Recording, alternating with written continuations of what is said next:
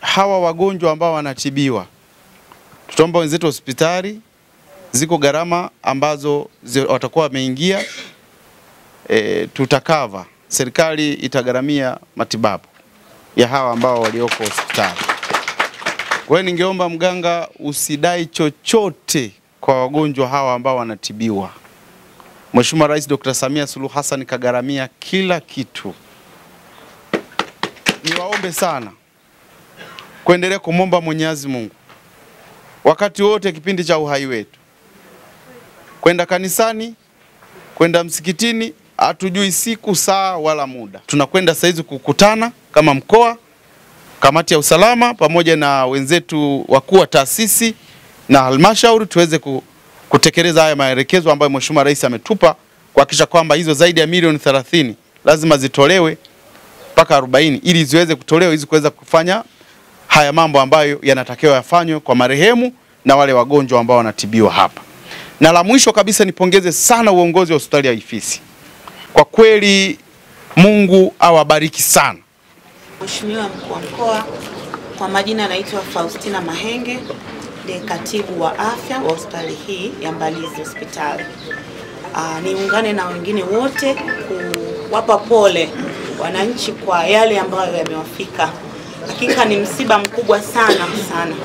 Tumezoea mara zote ajali ikitokea majeruhi na wanakuwa wengi kuliko vifo, lakini tunapambana. Lakini kwa sasa imekuwa ngumu kidogo kwetu kupambana kwa sababu vifo vimekuwa vingi kuliko majeruhi. Tulitamani wangekuja kama majeruhi tuweze kuwahudumia, na tulikuwa hapa. Binafsi yangu mimi nilikuwa nipo kwenye harusi tukio linapotokea. Tulipoona tu simu nikiwa na makeup zangu na gauni langu la harusi nilikimbia mpaka hapa. Kwa hiyo tumeshughulika mpaka usiku tunaondoka, watu wamejaa kama hivi, hawataki hata kurudi nyumbani. Wanasubiri ndugu zao wapatikane.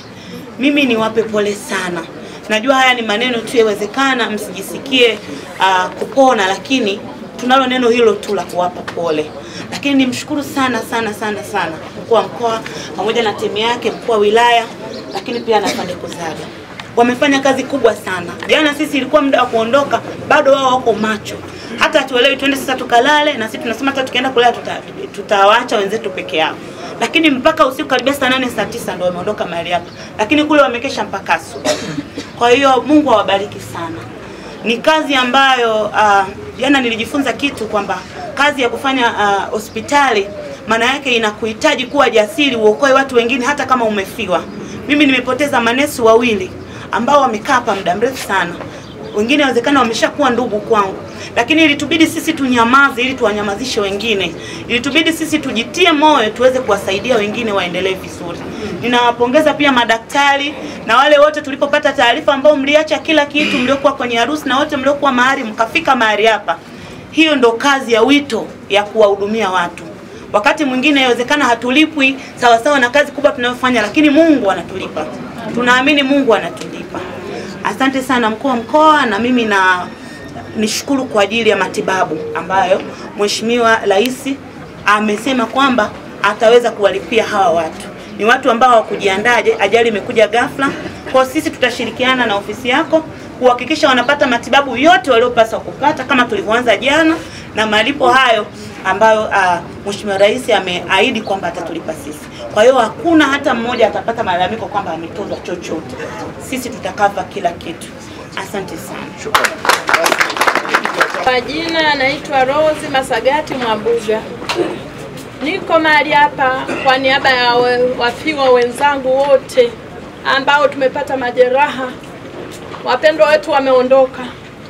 Jamani, hatuna namna ya kuzungumza nzuri, ila kwa mkuu wetu wa mkoa umetufariji kwa kiasi kikubwa sana. Umejibu maswali ambayo tulikuwa tunasema, kwa nini container yanapita pamoja na magari ya kawaida? Sasa baba, ulivyosema unayaondoa, kwa kweli mioyo yetu imetulia kwa kiasi kikubwa. Umetutuliza mioyo. Na pia nisema asante kwa uongozi mzima wa hospitali hii hapa. Ni binti mdogo huyu hapa, lakini ni jasiri. Ameweza kutunyamazisha pale wanawake tulikuwa hatuwezi kabisa. Binti, Mungu akubariki. Umezaliwa na wanawake, una uchungu kama wanawake.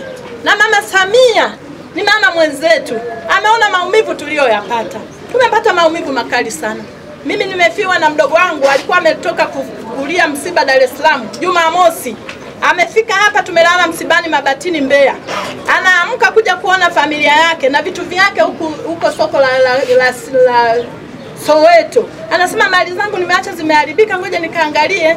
Ndio huyo jana anakufa. Kwa hiyo wiki tumezika mtu Jumamosi mdogo mwingine wa mwisho kwenye familia ya mzee Sangalaini Mabatini, ndio huyo tena anafariki. Tuna maumivu makali. Mkuu wa mkoa, asante baba, umetufariji baba.